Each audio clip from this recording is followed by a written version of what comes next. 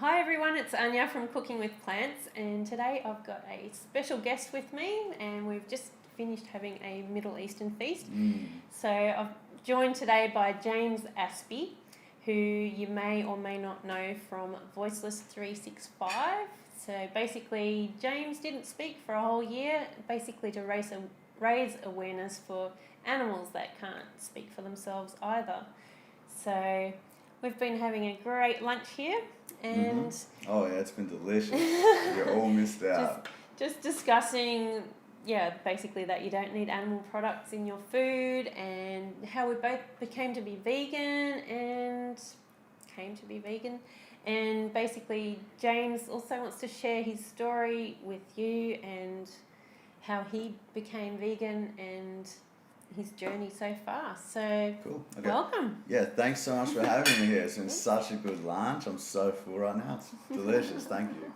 I guess, something we were just talking about actually before the camera started rolling, we were saying how, so many people don't think that vegan food can be delicious. So many people go, oh yeah, it makes sense. I hate animal cruelty, but I could never go vegan because I could never give up cheese, or I could never give up whatever, insert animal product here. And we were just saying that, we had these what are they, kofters? Kofters. Yes. For lunch, which are usually, traditionally, I guess you'd say, they're made of meat, they're made of, a cow's flesh or something like that. And what we've got here is, I don't know what it's made out of, but it's delicious. And the point is that you don't need, I used to think my favorite foods were animal products. I didn't used to think that I could enjoy a meal unless there was cut up pieces of animal or their secretions somewhere on my plate.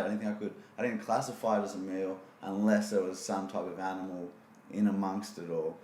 And I guess what everyone learns from being vegan is that the food is at least as delicious. We eat such amazing food. We were just saying that we're both discovering all these new foods that we'd never even heard of or thought to eat before. No animals had to die for them. And even if you still did want to eat those things like meat, cheese, milk and eggs, vegans have got it covered. I didn't do it, but the master chefs like Anja and the other masters who are busy in the kitchen, they have created a vegan version of your favorite animal-based foods as well, like lasagnas and, cheeses and ice creams, and there's a vegan version of everything.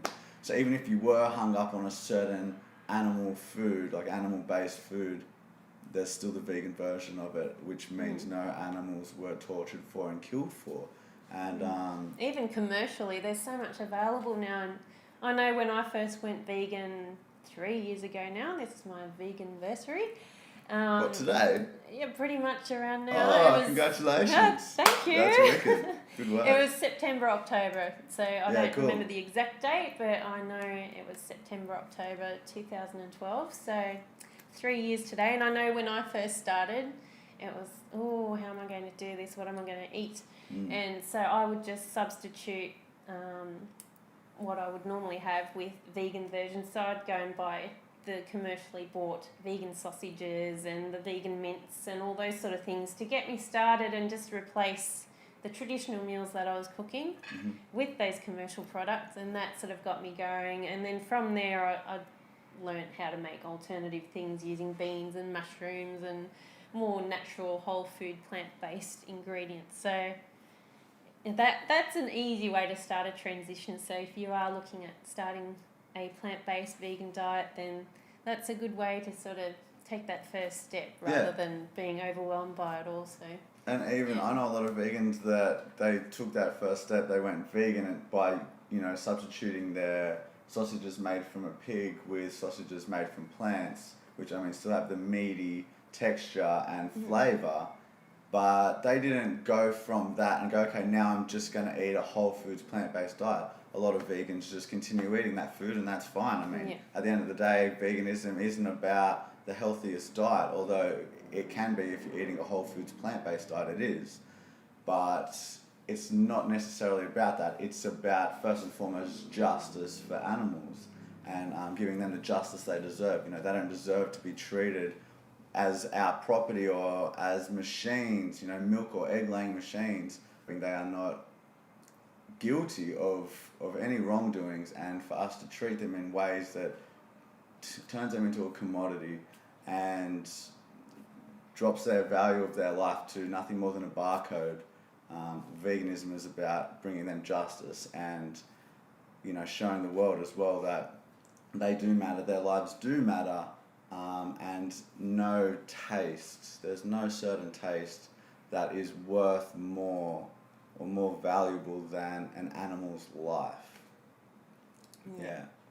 So I suppose I'll tell you how I went vegan, which was not even 2 years ago yet.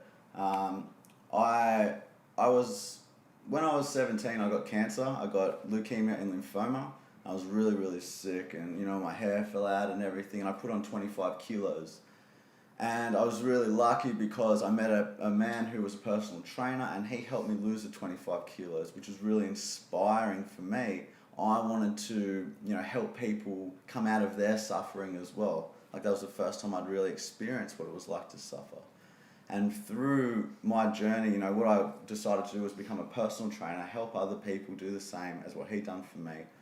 And 8 years into being a personal trainer, I got a job on a cruise ship. And I met a very wise, intelligent man there who told me that eating animals is bad karma. And that was the last thing I wanted in my life. You know, I only want the good karma. I try to be a good person, a respectful, you know, loving, caring person. And he told me eating animals is bad karma. And I always thought, you know, I was told this by one of my mentors when I first got into the health industry, that there's no such thing as a healthy vegetarian. And I believed that, and I just took it as word. And when this wise man said to me that eating animals is bad karma, I decided, well, you're very wise, and, you know, I trust your opinion. I'm going to try it for 7 days just to see how I feel. And a few days in, I was feeling so amazing of just cutting flesh from my diet, just becoming a vegetarian. I felt so incredible that I knew there was something to it. I mean, I had so much energy. I was bouncing off the walls. I was pushing more in the gym. I was just feeling so positive and so great. So I decided I would look into it because I wanted to know if I could feel like this all the time, or if it was true that there is no such thing as a healthy vegetarian. And what I started learning about just blew my mind, because not only can you be healthy and not consume animal products, but you are going to be much healthier. You're reducing your chances of heart disease and cancer and diabetes and osteoporosis and obesity and so many lifestyle diseases. You're extending your life expectancy, which was the complete opposite to what I had anticipated I would learn. So many people think of this image as a scrawny, sickly, you know, someone who doesn't consume animal products. Everyone thinks that's what I thought. And through my journey, learning about the health benefits, I was like, great, I'm a vegetarian for health now. But I kept researching and I learned more, and I started seeing what happens to animals before they become a neatly wrapped package on the supermarket shelf. And for me, I was never a big animal lover. You know, I didn't really care much about animals at all. But I didn't hate animals, and I didn't despise animals. And what I was seeing in this footage was only what you would do to an animal or to anyone if you hated them with, I mean, every ounce of you. And even then, most of us couldn't do it. So for me, I thought, okay, I don't care much. I'm not an animal lover or anything, but I know injustice when I see it. I know when something is wrong, when it's right in front of my eyes. And I didn't think it mattered before, because I thought, well, we have to eat animals to survive, so I'm not going to feel guilty about being a human, you know? But when I learned we're actually healthier and better off, so is the planet, without consuming animal products, is when I decided, well, if we're not killing and eating animals to survive and be healthy, what are we doing this to them for? And that got me more interested in the plight of animals. I I did a 10-day meditation as recommended by the man who told me that eating animals is bad karma. So I did a 10-day silent meditation where I didn't speak for 10 days and meditated about 11 hours a day in a technique called Vipassana. And it was there that I had the idea to take a 365-day vow of silence. And I spent the entire year planning that journey, and then the beginning of 2014, that's when I took the vow of silence. I did it to raise awareness for animals. And I spent all of last year, in that vow, promoting animal rights and veganism. And wait, did I tell you how I went vegan there? Or did I skip that? Hang on a second. Oh yeah, I think you did. Well, you partially almost, did because you were sick as a... Well, I would tell you how I went vegetarian. Teenager. So I skipped a very vital part of that story. During my research into all the animal rights stuff is when I learned it's not just about flesh. It's not just about being vegetarian. It's about all the ways we exploit animals. It's about leather, it's about dairy, it's about eggs, it's about places like SeaWorld and circuses. It's about products containing animals or being tested on animals. All the ways we exploit animals are unjustified and morally wrong. And that's when I realised that the only rational response to this is to become vegan, which means you don't consume any animal products, you don't support any animal exploitation. So yeah, that's definitely an important part of that story. So how long before your vow of silence were you vegan?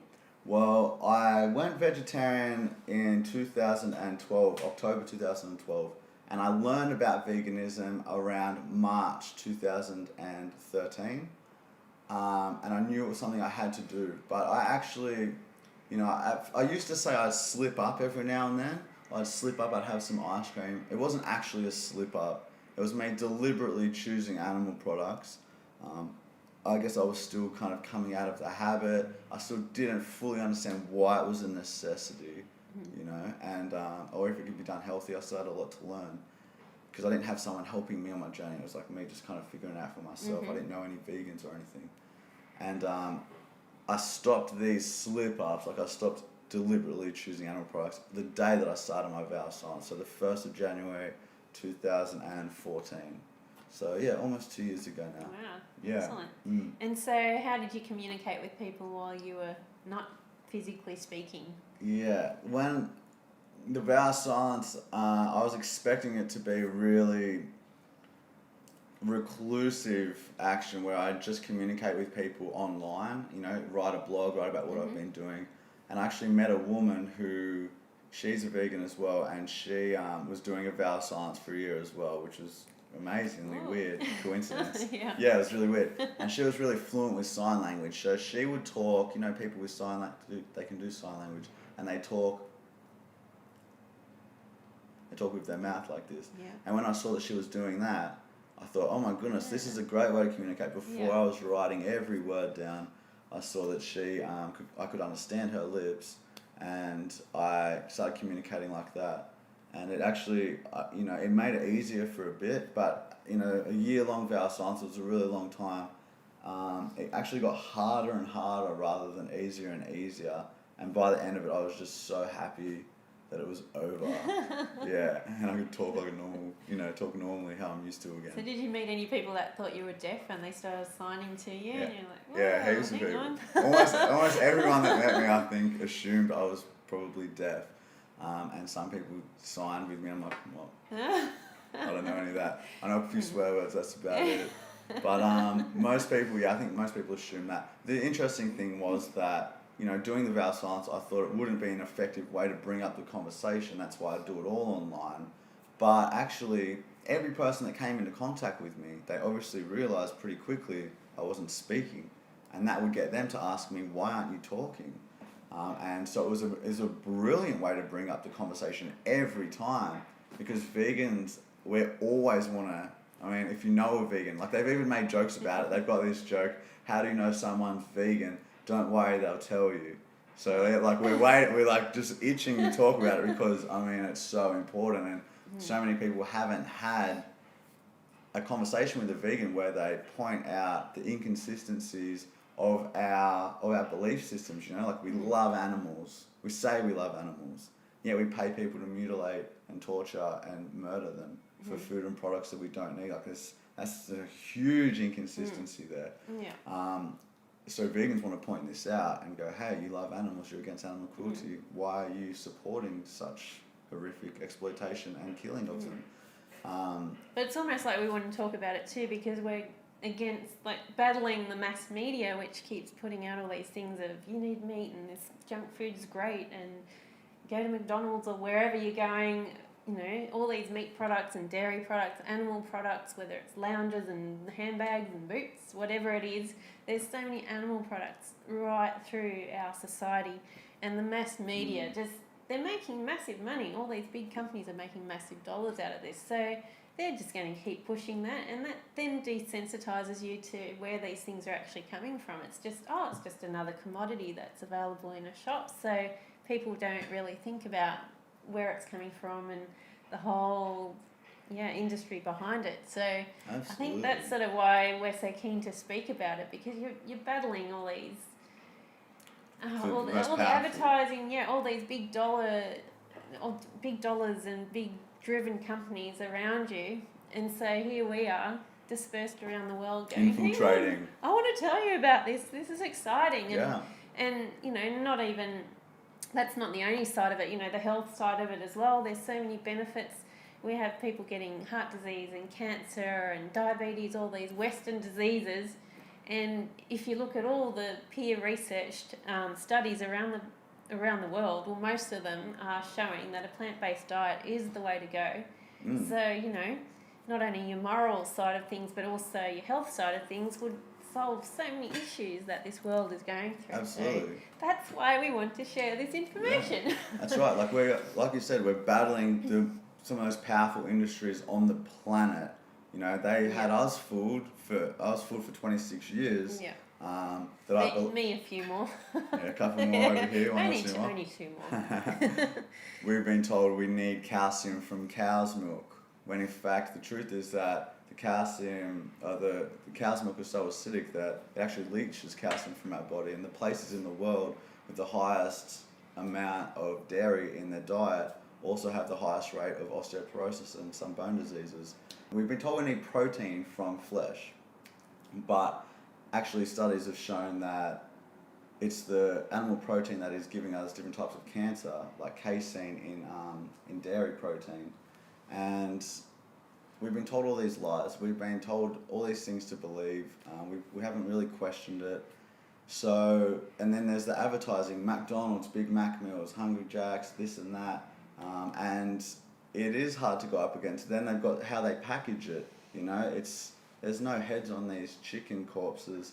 It's just like this neat kind of thing where there's no blood, there's no trace of cruelty. There might even be a picture of a happy chicken on the front, or on a carton of milk.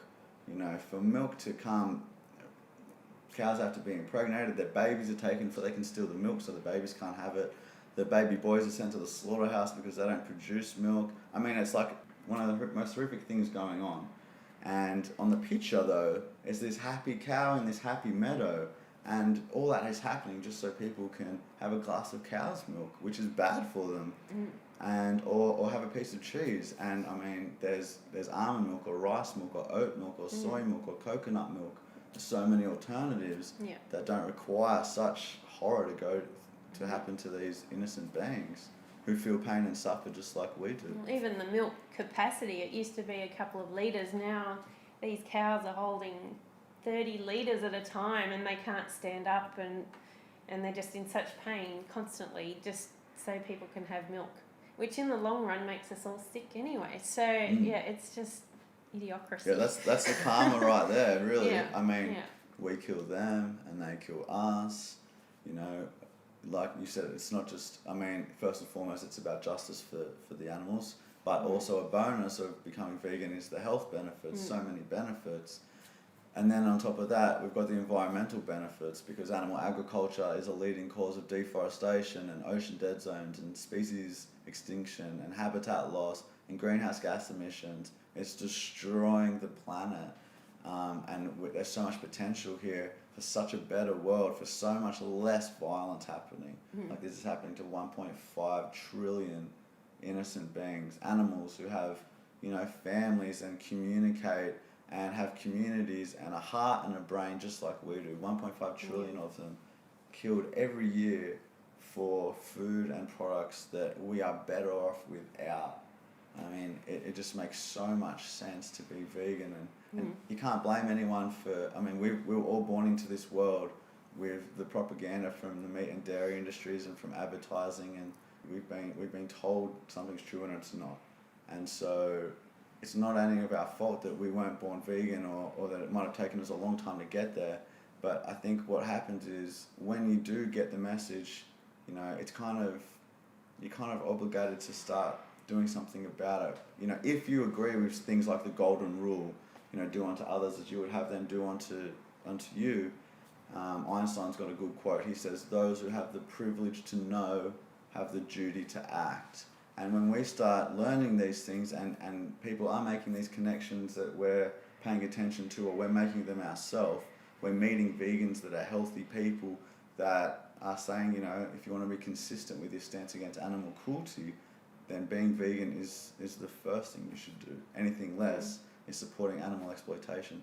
And when these kind of things come into you, like into your life, into your reality, I mean, that's a gift. Like, that's a blessing. You've got an opportunity then to reconcile a conflict in you where you are against violence and hurting others in almost every single way, but then 3 times a day you're paying for horrific violence and killing. And by being able to reconcile that, like, what a gift, you know. You generate so much more peace inside of you, so much more love and compassion and respect for others, and respect not just for other humans, but respect for other earthlings, the others that we share this planet with.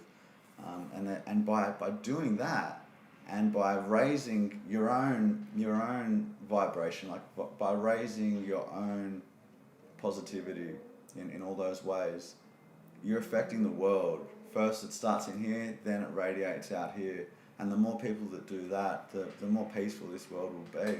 Yeah, definitely. Yeah. Not consuming that horror, and taking it all in. Like, if you're eating that animal's being tortured, and if you're then eating that, it's going inside you, and you don't want that. You just Absolutely. Yeah. I mean, it's like when you consume, you know, these animals have been stressed and gone through misery, and they've lined up at the slaughterhouse and seen their friends being killed. There's a lot of stress in those products, you know, in that flesh, in those secretions.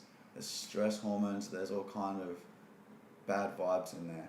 And is it any wonder that, you know, you look around and so many people are anxious and depressed and stressed, and they can't enjoy the moment, or they can't love themselves, or they're drugging themselves with television or with food or with actual drugs.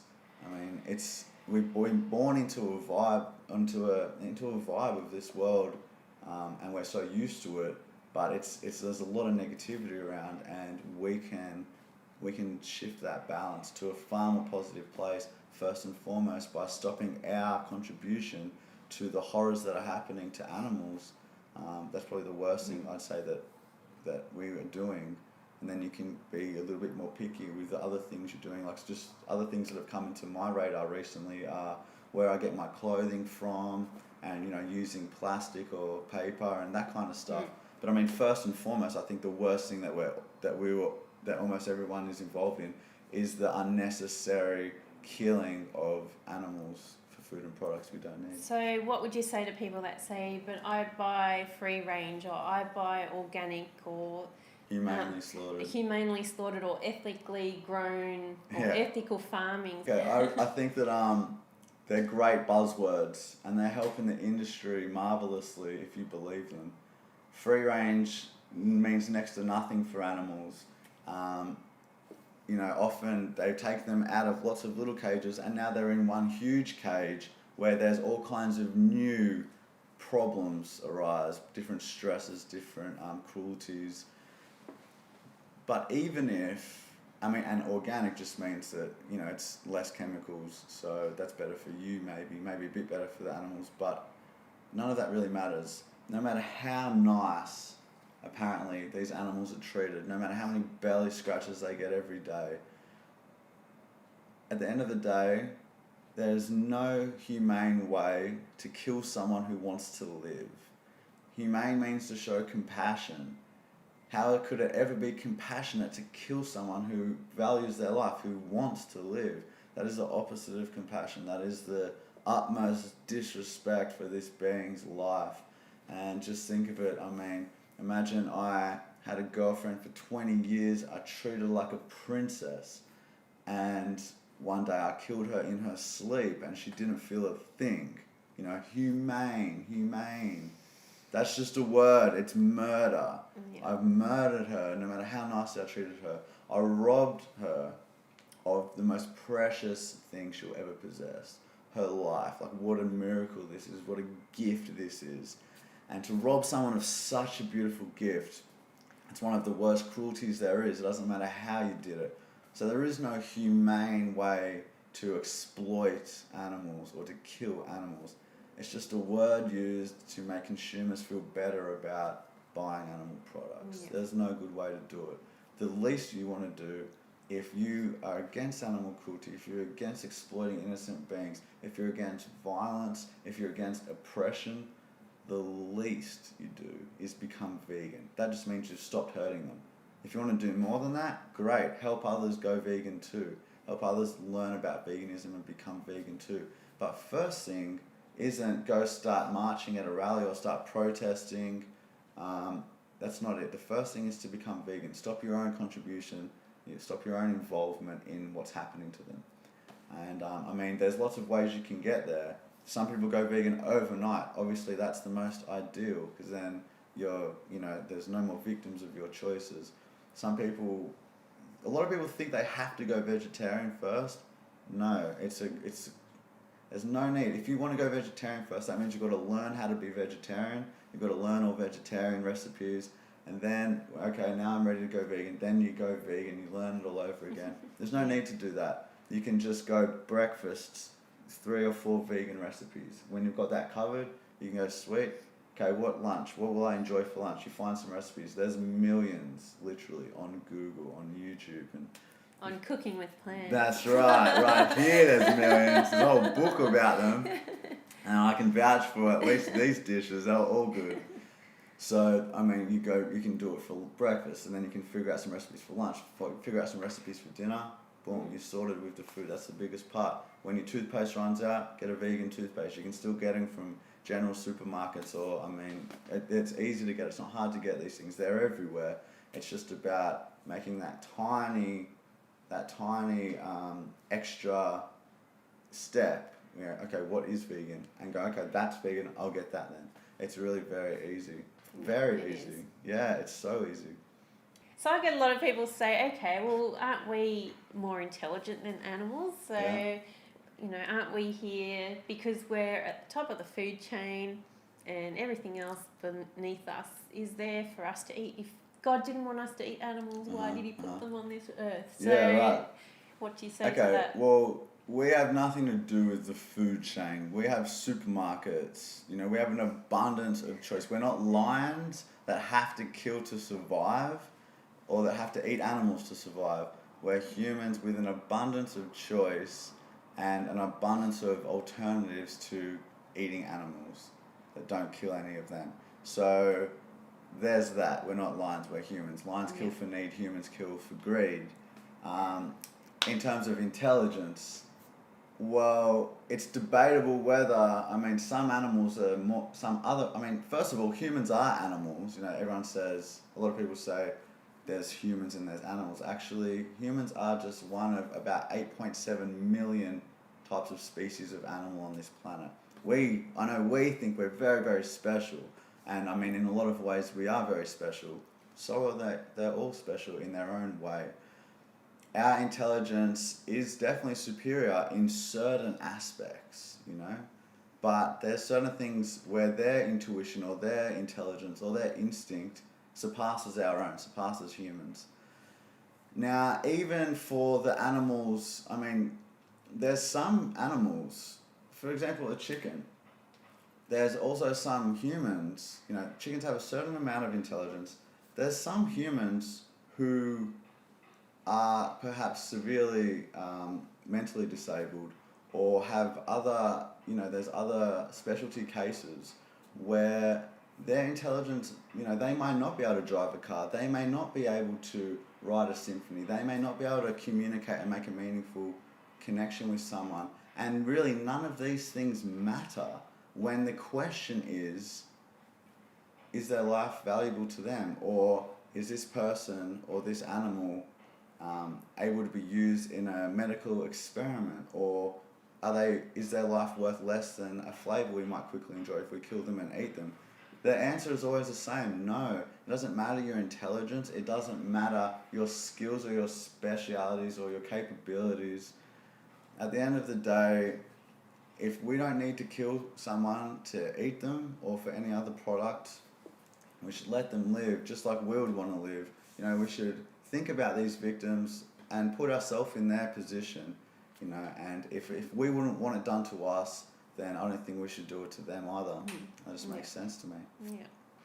Well, I was just saying to you earlier how I walked past a pet shop on the weekend, and they were raising money for animals by cooking a barbecue outside, and just the irony of it is just crazy. People just don't make the connection. It's just very, very sad.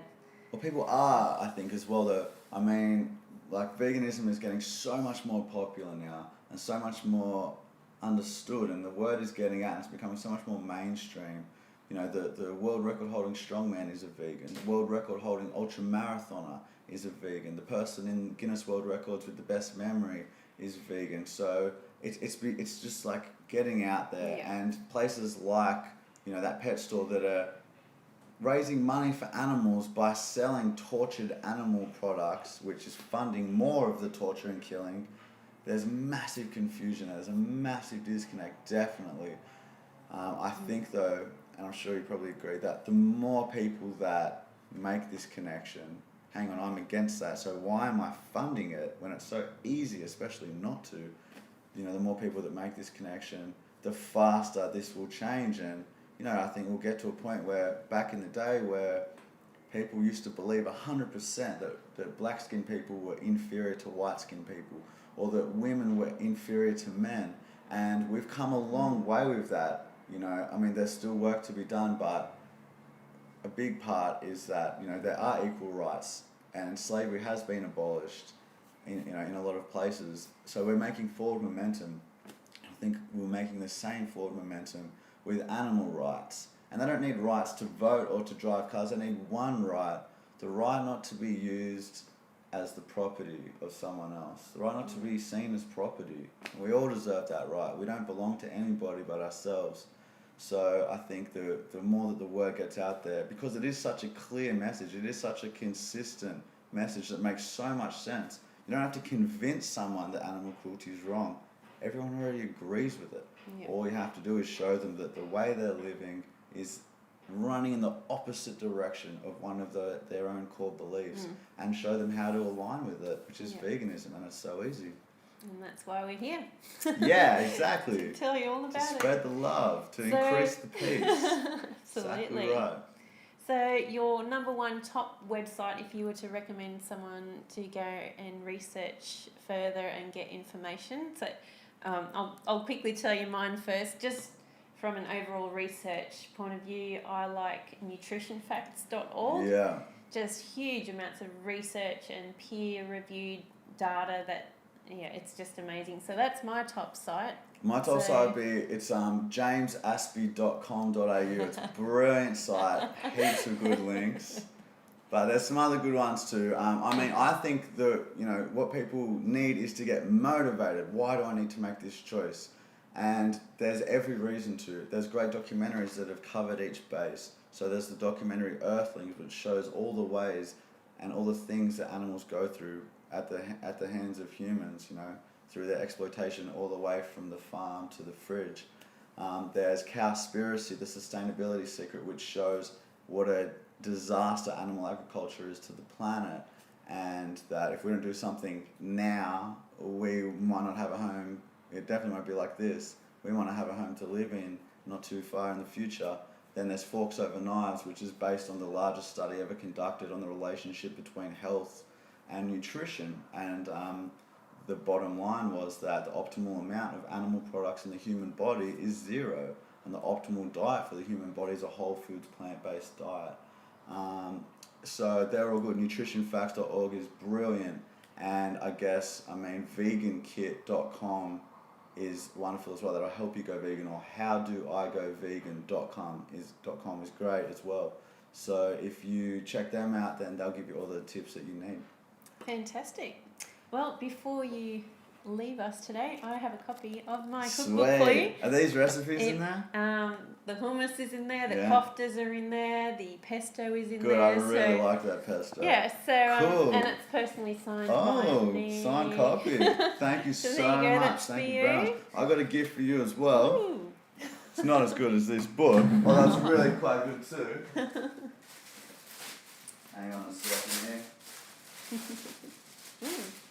I got you a tea. Be exciting. Yeah, the Woohoo. tea says animals are not property, objects, slaves, machines. Awesome. Yeah, so that's the tea that I've been Woohoo. making. You can get them on my site.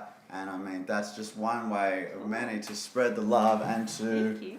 Yeah, you're welcome. To spread the love and to get the message out there so people can see it and start rethinking some of their old beliefs about, what animals are and if they're here for us or not. Okay, and so the best places for people to connect with you if they want to know more or find out more about veganism? Yep, jamesaspey.com.au. My last name is spelled Aspey. That links to my Facebook page and my Instagram. You can email me at peace@jamesaspey.com.au. And at the moment, like this year, I'm going around doing talks about my journey, about veganism, about setting goals, achieving them, stepping out of your comfort zone, all that kind of stuff. So, and I don't charge any fee for my talks. I just want to spread the message. So yeah, you can get in contact with me and I'll happily come and give a talk. And yeah, they're the best places to find me. And YouTube? On my YouTube too, I've got YouTube, which I'm a little bit lazy with, but there are some videos on there. I plan to get onto that at some point. My YouTube's just jamesaspey.com/voiceless365. Fantastic. Well, Cool. Thank you for your time today. Yeah, it's been my awesome. pleasure. It has. And I'll have a link to all the URLs that we just spoke about and all the social media links below in the description. So you can find out more about this lifestyle and get on the vegan train. Get on board. Choo-choo. That's right.